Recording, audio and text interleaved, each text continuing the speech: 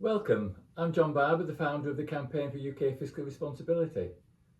This is the first of a series of videos in which I answer your questions on behalf of the campaign. So the first question is, why has the campaign been created and what does it aim to achieve? Well, along with many other countries around the world, the UK has a high public sector debt and spending obligation burden. This is evidenced by not just the size of our national debt, which is currently around £3 trillion, but also we have significant funding liabilities, including the requirement to pay pensions. Over recent years, the debt obligation has been rapidly increasing. With it, the cost of servicing the debt has increased, and the performance of our economy has not been good enough to ease the pressure on our finances. Eventually, something has to give, potentially high inflation, reduction in public services, increased wealth inequality, higher borrowing costs, reduced confidence in the UK economy, perhaps worst of all, the demotivation of younger generations. Could have political and social upheaval issues, and they're just some of the risks. So politically, the relationship between the electorate and Parliament has favoured spending money today and deferring paying it back until later, possibly to future generations. One of our aims is to help inform what has become an urgent need for a national debate regarding not only how we spend our tax revenue, but also how large that tax revenue pot should actually be. The need to have this debate was flagged by the Governor of the Bank of England last month.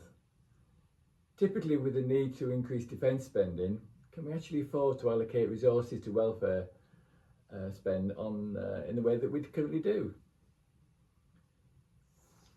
Three of the significant barriers to that debate are, first of all, the lack of trust in our politicians, and there's vested interests, and finally misinformation. Through the way that we've been set up and are funded, we can help to overcome these factors. Another aim is to create an environment whereby waste and inefficiency in the public sector is significantly reduced, easing the need for higher taxation and to free up more money to be used on much needed public services. We aim to encourage our innovators and wealth creators by seeking a fairer taxation system that rewards their efforts. They're the people who will provide jobs that draw people away from welfare benefits and provide opportunities to contribute to the economy. Hard work and taking business risks should be something that is rewarded, not punished. We also aim to encourage a more responsible approach by the state to managing the significant risks that as a nation we're exposed to, such as cyber attacks, climate change, potential international conflicts, external currency changes. There are a lot. With the fiscal pot being depleted, the money to deal with these issues would invariably have to come from printing money, an action that isn't free.